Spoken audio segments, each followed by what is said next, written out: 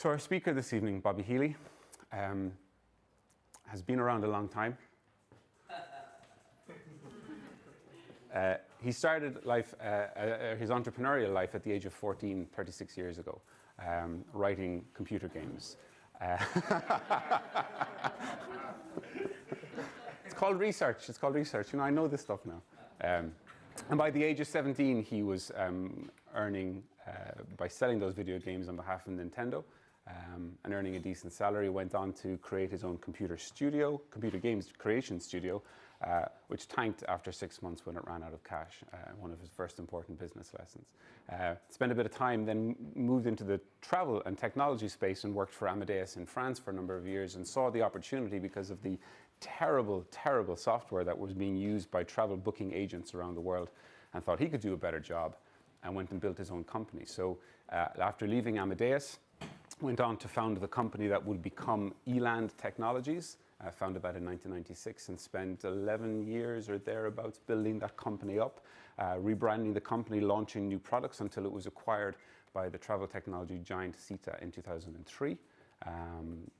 Spent a couple of more years working in CETA as part of the exit before joining CarTrawler, an Irish company, here in 2005.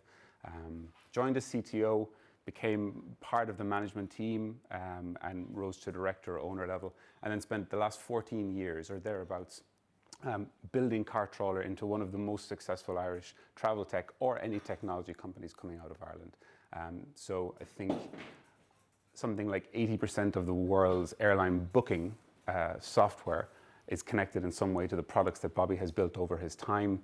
Millions and millions of airport car rental transactions that happen around the world today through 20,000 travel partners runs on the CarTrawler technology. So it is an incredibly successful business.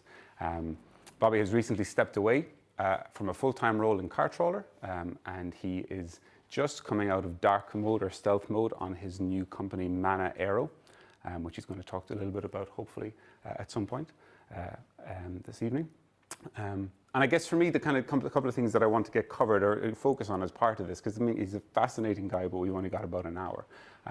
So I'm really interested in understanding about, after selling his company successfully, what was in his mind to go back and join another Irish company here, CarTrawler. So what were his options and what was he thinking and why CarTrawler? I think that's a really interesting piece.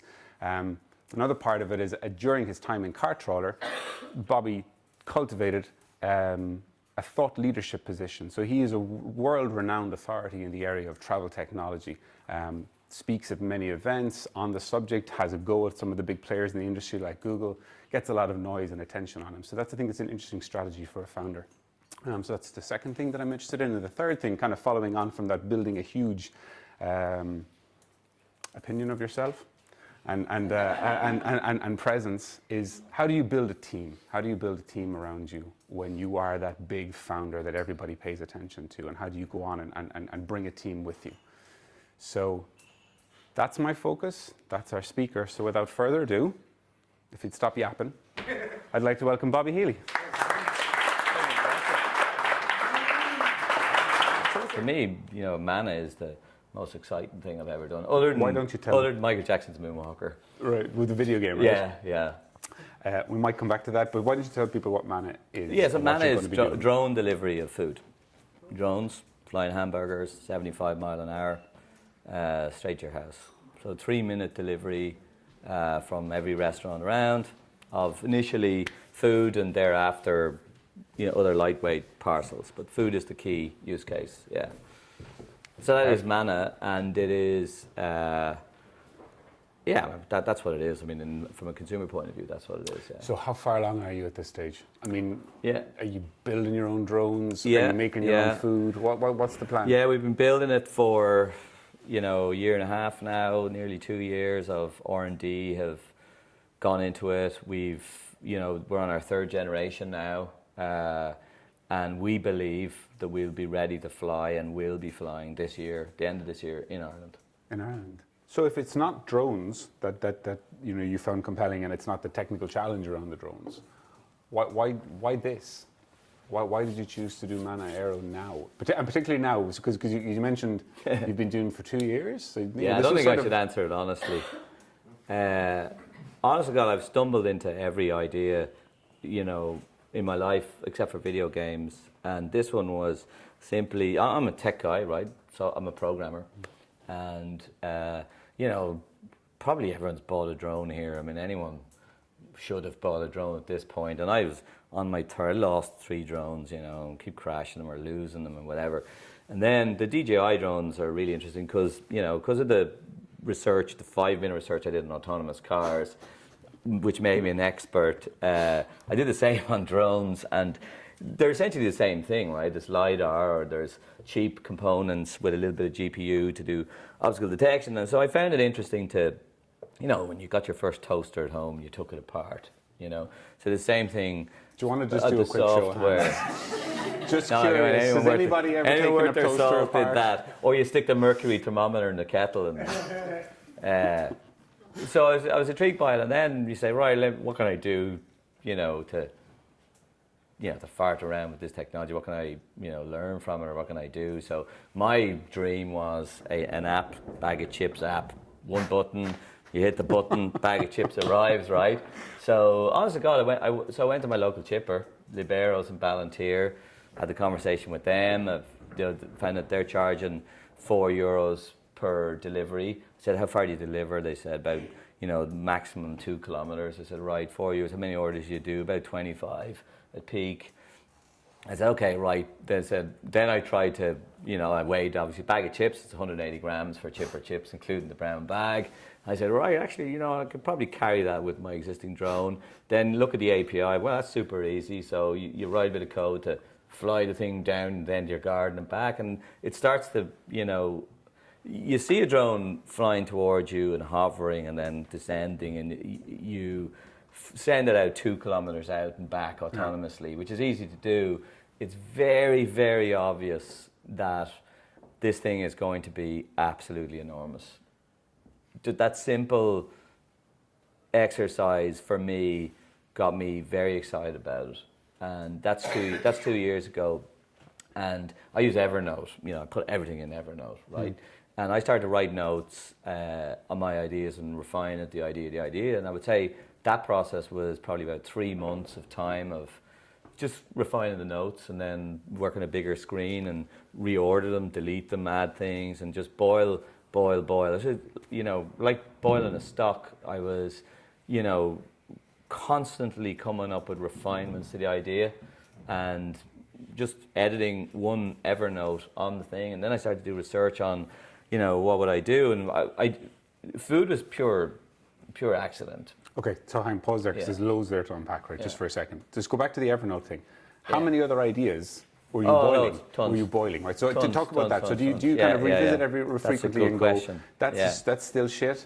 I you know, if I do 4 hours on this, it'll be a bit less shit, and then I'm definitely going to spend a day on that. It depends how busy I am. So I went through a kind of a hiatus with CarTrawler, because I was quite busy at CarTrawler. I said, look, even if I came up with an idea, I wasn't going to be able to give it the time.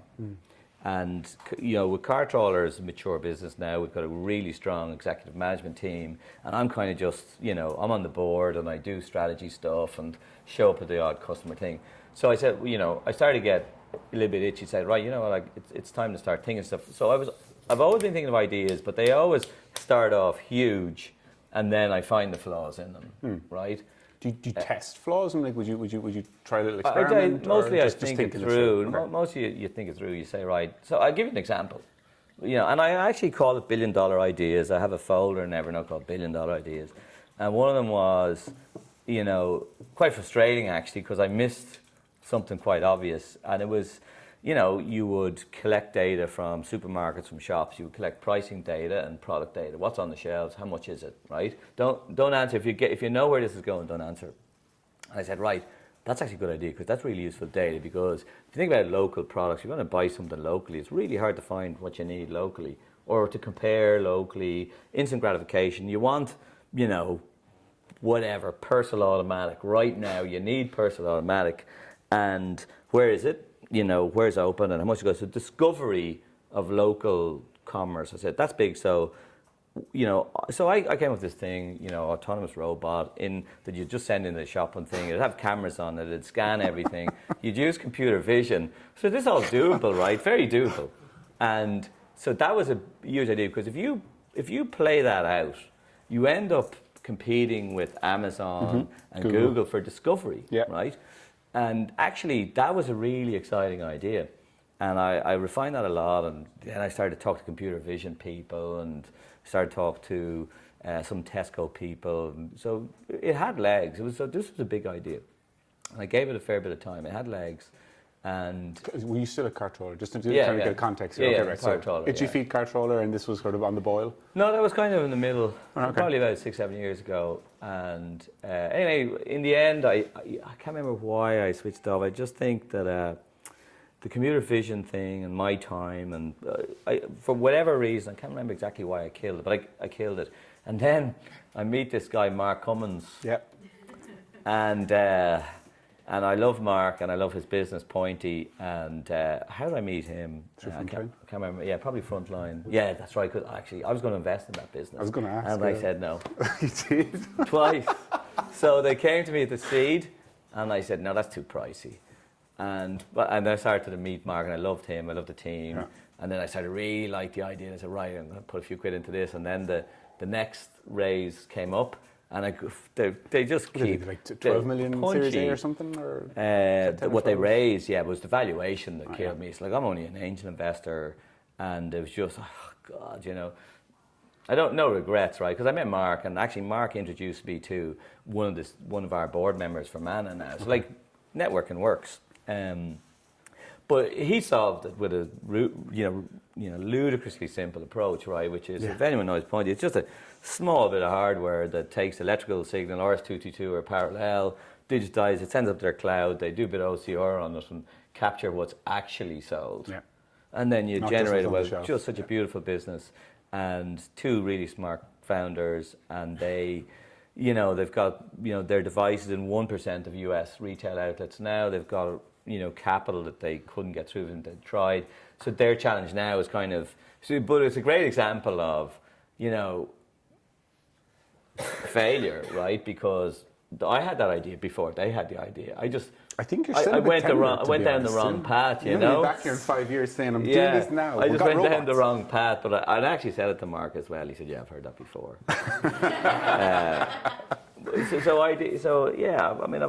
I've been always thinking of ideas, and a lot of ideas, and they all go away. They all end up, bad idea. I just fall out of love. And CarTrawler wasn't even my idea. CarTrawler was CarTrawler was a car hire company, right? Yeah. With physical, with wheels, their own cars. Their own fleet. Their own cars in South Dublin and Dublin Airport. And the lads had, about a year into it, they built a website that were selling their own cars, and they were getting all this free SEO traffic, customers all around the world looking for cars in Spain or in France or whatever, anywhere but Rathfarnham, or Rathgar, wherever they were. And that's when I met them. And I had sold my business 2 years previously. I'd been Dawson pretty much. And I was introduced to the Turleys by the founders of CarTrawler, by the guys that had sold my previous business. Okay. And I actually bought into CarTrawler. So I bought a stake off the guys.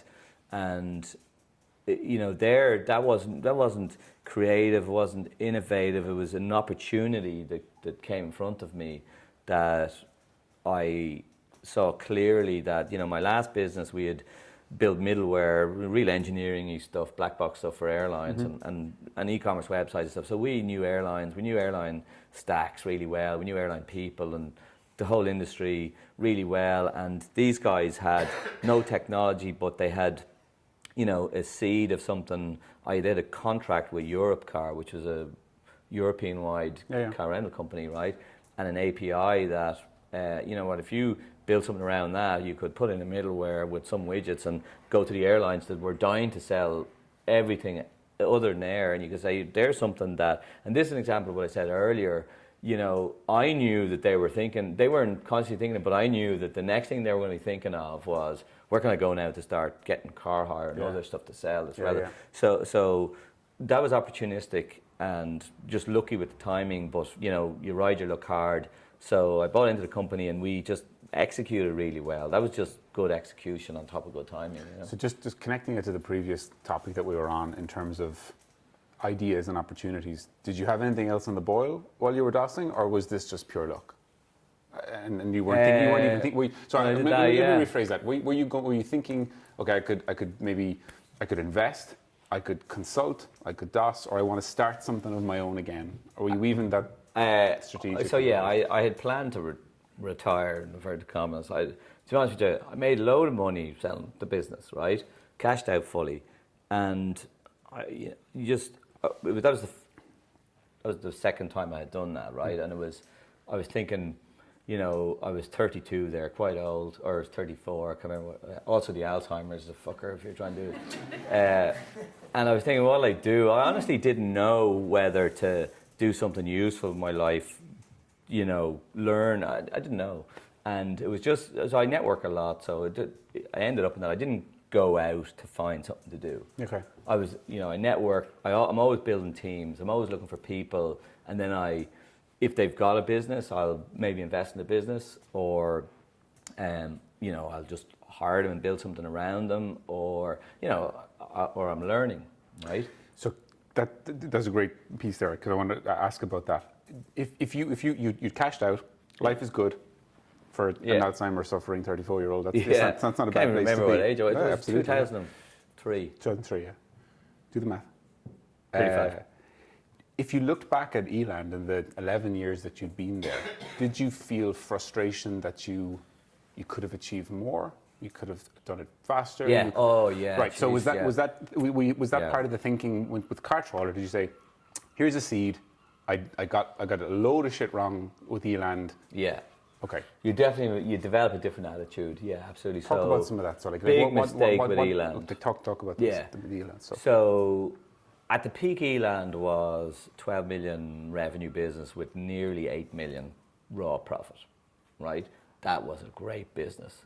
And we sold it with a 2-3 million EBITDA business. Okay. Because somebody flew a load of planes into the World Trade Center, and you know, you get these unusual events that just hurt businesses, and the timing was rotten for the airline industry, which is the industry we were in. And we were always a profitable business. It was what they call, in a derogatory way, a lifestyle business, but we were putting the profits back into the business to grow it, but it was like Datalex is now, you know. It's kind of, you're relying on a lot of big chunky partners, and you're trying to, it's a crappy business, right? But you know, you can run it, and everyone should do it once, but you know, it was just too hard to scale. Okay. And what we should have done, either we should have taken on. So just to understand that too hard to scale is in, like, because you've got so many big partners, you're going to be limited in how you can grow out of that. No, it's the people ecosystem. part. It's the people part. Same problem as Datalex or OpenJaw. It's so you get a license fee for $2 or $3 million, right? Yeah. But then you would have to implement the product, right? Yeah. So, you know, then you had a team of 15 or 20 guys, which is fine. You're making a profit on, you know, charging them out, but you're relying on the customer to do the right thing and say, yeah, that's what I asked for. I'm happy, sign off. Here's the check. You know, that's a really difficult business to scale, because you need exceptionally strong people, not technically, politically, to manage that. And even then, it's still out of your control, because you're relying on the customer side of that to also be quality, right? To agree, this is what we want. Yeah, you know, that's really hard. So I'm going to go out on a limb and suggest that you didn't enjoy that part of the business. No, I didn't involve myself in it at all. So what were you, what was still interesting about Eland and keeping you involved? Flying around, being the evangelist, meeting the customers, pumping it up, you know, and strategy. Like a good example, and you know, Paddy Cosgrave does this too. I really like what he's doing, you know. So the company was originally called VTI.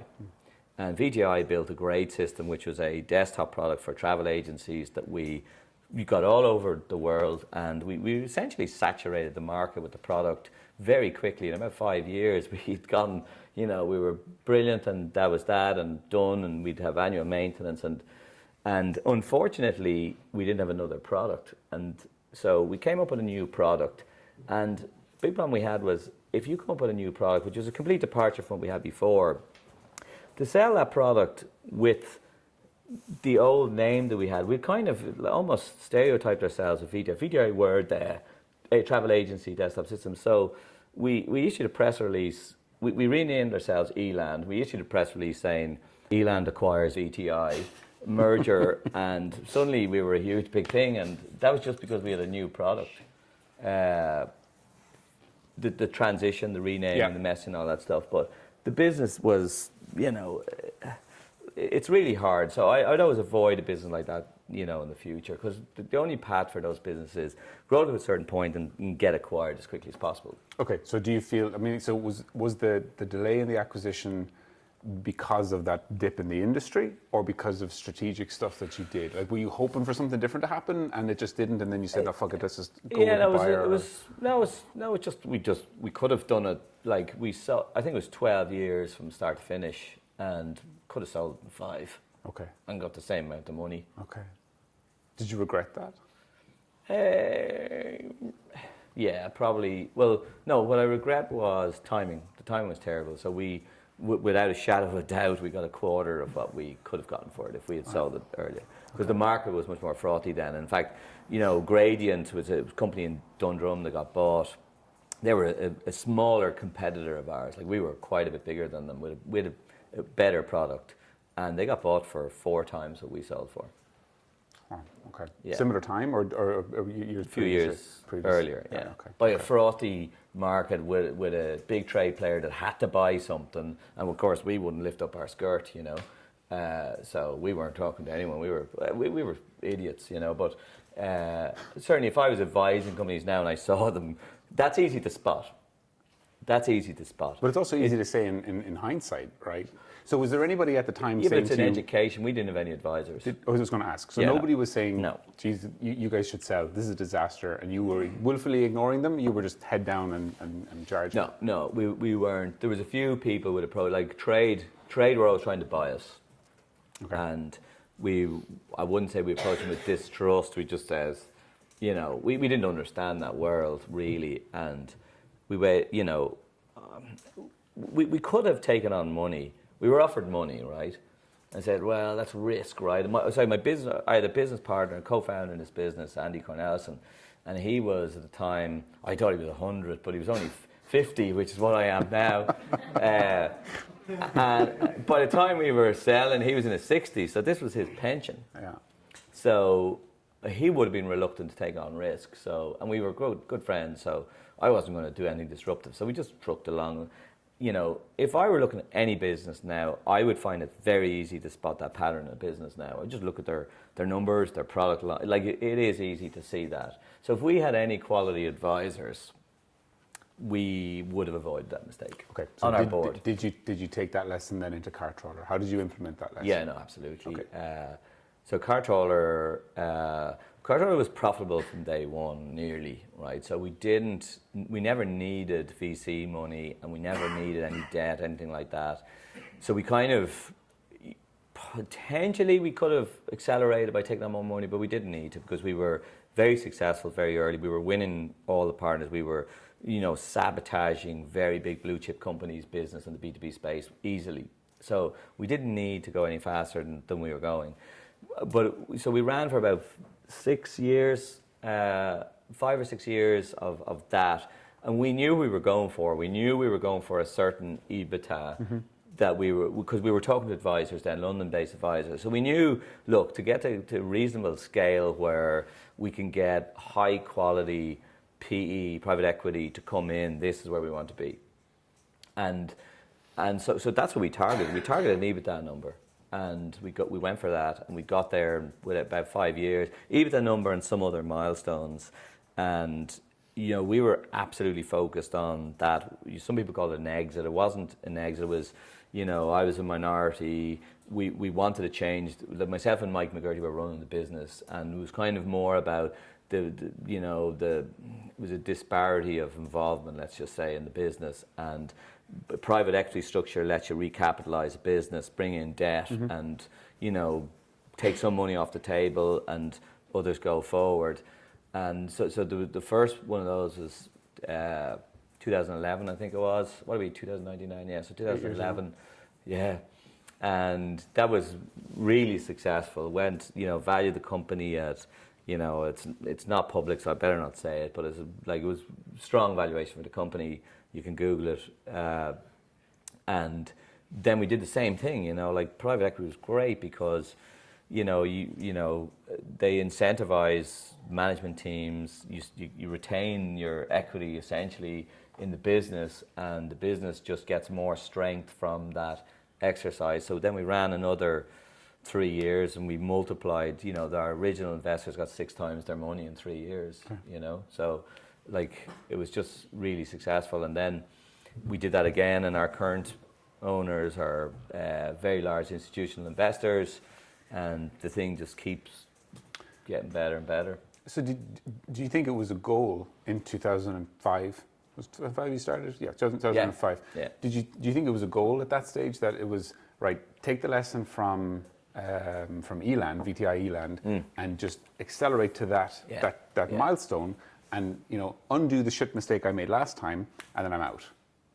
No, it was... So why, because I'm curious as to why you stayed. Yeah, I learned from my mistakes, but I didn't go in saying, right, now I need to do that again, but just avoid that particular hole, right, like a video game. No, it was, I had money, I wanted to, make it productive. I don't buy stocks, so I bet on myself. So I said, right, what's the best way to use my energy? And so I went probably networking, looking for something indirectly, and with, like I said, with CarTrawler, it was just obvious. To be honest with you, it was really obvious. When I met the Turleys, it was just, straight away obvious that this was a huge opportunity. It wasn't difficult. I'm going to come back to CarTrawler for a second, in a second, but there's one question here because I think it's relevant to the Manna stuff that we were talking about. Eland was 11 years. CarTrawler was 14 from start to finish. Yeah, CarTrawler was disaster time-wise because I bought into CarTrawler with a 2 to 3 year smash and grab plan. Yeah, so that was the question I was asking there, in terms of why you stayed on. So I saw the unit economics of CarTrawler, right, of car rental, and they were so attractive that they were unreasonably attractive. And I said, right, so what's going to happen is we'll do this on the current economics, and they'll start to erode because the marketplace will fix itself, equilibrium will come in, and there'll be a bit of that tax of being the first will come out of it because competitors will emerge. So the unit economics will come down, and what I wanted to avoid was, because the whole world in the airline industry was paying 50 cents to $1 a booking, right? Okay. And I won't tell you exactly how much, but it was in the thousands of percent more than that you could make out of a car rental, because the players in the car rental industry, simply because of the fragmentation in the industry, have no control of their distribution. So if you can put a wedge between that highly fragmented bottom side of the marketplace and the distribution, you really can cause a problem. So I had built into my head that, I can deliver technology product here, I can get it sold, I can capture some, good pace and then get out, and that's a good return. But it didn't work out like that because the stupid thing kept growing and getting better and better, and it was never boring. So even when I stepped down in October, it was never boring, and it was never boring because of the people part of it, which it sounds like a rotten cliche. No, it doesn't. I loved it. No, I think it's really interesting because you've described yourself, numerous times as an inventor, technologist, and engineer. You wrote the code in VTI. That was your product, right? Yeah. A new computer language. Oh wow. And there's loads of them I hear. It was so shite, but at the time it was good. You threw me now. Oh no, yeah. So, but you came into CarTrawler with more than a decade. I keep using that decade word just to keep you happy. Yeah. More than a decade of understanding of moisturizer will get me out of this problem. You're doing it again. You're just trying to throw me. You had a lot of travel industry knowledge as well, and as well as the engineering chops. So talk about your role then in CarTrawler. Were you writing code and writing the strategy at the same time, and hiring on both sides for that, or how did you? What did you describe yourself? I was writing a part of the code. Were you CTO or were you sort of? So when I went in, there was a handful of guys in there, engineers or software guys, and I I didn't keep them on the team, and I hired new guys. One of them's over there. And Blue screen the website. We had a very small team. I probably had about 5, I would say, would have been the key team that built, So CarTrawler is there's a middleware, which is Java, Tomcat servlets, really straight, real clean, simple, and millions of connectors underneath. But it was a pretty simple piece of engineering, albeit well architected so it was easy to scale, right, horizontally. And very redundant. So it was a well architected system, and we kind of all put that together ourselves, because we would have been, although I was the best programmer by far, it would have been fairly small but tight team, right? No hierarchy, and we built the thing, very, very quickly. Okay. And I would say I'm not a UI guy. I wouldn't write, a line of UI code, but I would have written maybe the middleware code, and would have written a lot of we had this system. This is a funny one, because we kind of invented this system called Kaios, with the Greek god of intelligence, and it was the MI system, right? So it was just hidden the database. So it would give our customers what you call management information, reports, reporting, right? Okay, yeah. Whatever the buzzword is. So it was the tableau of the day, right? Yeah. But it was written on one hand, because I wrote that, right? And it was written on one hand, to give us answers that we actually needed from the database, but really it was written as a sales tool, because when we sold the business, when I went into an airline, this is what I showed them. And we had a pie chart that would spin around like that. And that fucking pie chart made us hundreds of millions. So you sometimes create a deflection, the sizzle, right, that sells the steak. Yeah. And because it's underneath it's so important. boring, right? Because you can't sell middleware. You can't sell, look, this is all in memory, nothing hits the disk. There is no database connection. This is high performing. We're doing thousands of messages a second. They don't care. Yeah. Look at that thing spinning, Like, that works. Yeah. It still works. So Never underestimate that stuff. Spinning pie charts. Yeah. Someone tweet that. It's a good one. Don't tweet that. No, We're still selling that. Yeah. Go back to the question then. Did you describe yourself as CTO? And how much of your time was split between industry strategy, selling the business? I was never CTO. I don't even know what a CTO is. I wear the technology jersey, right? Okay. So that is just image. That is technology. We're a technology company, therefore CTO is the guy, right? Yeah, sure. Unless the CEO is a tech guy, right? But as everyone who knows me knows, I couldn't manage my way out of a paper bag.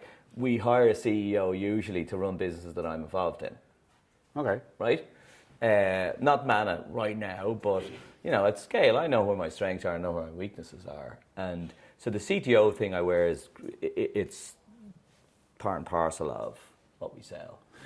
So who do you hire? I mean, you go back and not call yourself CTO, but the tech guy. Do you hire tech people? Do you hire, people that you're kind of going, this person is so good in the industry in terms of managing the partners, like, I can see the track record and they'll be a good addition. So where would you have seen that your empires merge and split? Yeah, so I'd hire all the tech people. Okay. I'd hire the, what other types of people are there? Was there anything else? No. So I mean, I would hire all types. The only ones I wouldn't hire would be the accountants type, the finance, because Chinese, right? Sorry. So I wouldn't know even how to assess that. But I know how to assess, in my own unstructured way, salespeople, commercial people, operations people. I think I'd be reasonably good at that, even though it's, high failure rate when you hire people, very high failure rate, but a lot of that has to do with the environment you put them in, not them, right? So I think I've done a good job to date at making that work, Certainly in Eland and definitely in CarTrawler, we put together a team that really gelled very well together, but, another person leading that team might have fucked it up, and I think I'm good at that. I think. So there's a huge self-awareness there to be able to say, I can bring it to a certain point, and then I need to bring in a CEO. And was that something that you learned at Eland? Yeah, well, I was never. We had a guy called Mick Cunningham that we called him the COO, and he subsequently came to work in CarTrawler as well, and he was really the CEO. Because we were 150 people. It was a complex human resources business, right? I could probably be the CEO of that business now, but I just didn't want it at the time. I didn't want the responsibility of it, And if I wanted to run that business now, I'd bring in a good head of people. Okay. Right? So CarTrawler, had certain key individuals, right? And one of them, and I would say, one of our most important people was the people. Get people into a sentence 3 times. But it was that person, right? Because it was key. And that, the leadership, has many different forms. There's structured leadership, there's unstructured, there's inspirational, there's all this stuff. What I'm not is management. But I think that's easy to bring in. And it's critical, but it's easy to find. So what I'm hearing is you're talking about, being able to build the product team and being able to manage the product team piece of it there. How do you make sure that product teams within companies like that don't become beasts of their own? Because you kind of said, what other kind of people are there other than engineers? I don't think you should ever let go of that product. I think the person leading the business should be all over product, and I won't say in a dictatorship, but I think if you're leading a business, you're leading product. Okay. And I don't think you should abdicate that. Okay. And I don't think responsibility. And I've done that in the past, and it's never worked out for me. How do you build a culture around that, though, within the rest of the organization? It's subtle, but I think you can still do it. I don't think you have to. I mean, you pick and choose when to row in and offer your opinion, right? But again, that comes down to the people that you choose, and then how long you keep them for, right? Because you stay on top of it. So what I mean by abdication is go off product people, I'll see you every 6 months, right? You're staying in touch with them, you're keeping an eye on things, not watching over them. What you're doing is you're removing people that aren't working out. And I see a lot of companies not doing that, and it's even harder now because, particularly in Dublin, the market's so tough to get people. Do you see companies hanging on to bad people because they're worried they can't replace them? Yeah. And bad people rarely move, Like all the good people are not in contractors looking for jobs. Yeah. You have to go after them. Going to go back to the earlier question we were talking about, just sort of in terms of the timing, the length of time. So as I said, 11 years in VTI you land, then say 14 in total or thereabouts. Yeah. Businesses take a long time to build up, right? And do you see a similar horizon when you look at Manna? And were you thinking this is another 10-year roadmap? Yeah, I asked myself, do I have the energy for another lap? And then I saw this stat saying that the average age of a successful entrepreneur is 49. Google it, it's there. Yeah. Honest to God, I saw that stat somewhere and it was on the internet, so it's real. It's true, yeah. Abraham Lincoln said and I said, right, well then. So I definitely thought hard about, should I just go into investing, amp that up, go into some private equity company, join a VC, whatever, or do something. And I wouldn't enjoy, the only thing I'd enjoy is building a company.